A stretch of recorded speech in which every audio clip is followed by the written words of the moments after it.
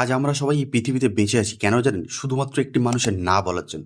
১৯৬২ সালে আমেরিকা ও সোভিয়েত ইউনিয়নের মধ্যে ভয়ঙ্কর কোল্ড ওয়ার চলছিল। ২৭শে অক্টোবর ১৯৬২ আমেরিকার নৌবাহিনী সমুদ্রের মধ্যে একটি অজানা সাবমেরিন খুঁজে পায়, যার নাম ছিল B-59।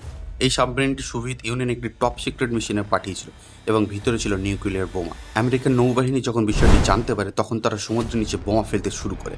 এর উদ্দেশ্য ছিল সাবমেরিনটিকে উপরে উঠে আসতে বাধ্য করা, যাতে তারা তার নিজেদের পরিচয় দেয়। কিন্তু সাবমেরিনটি তখন সমুদ্রের অনেক গভীরে ছিল।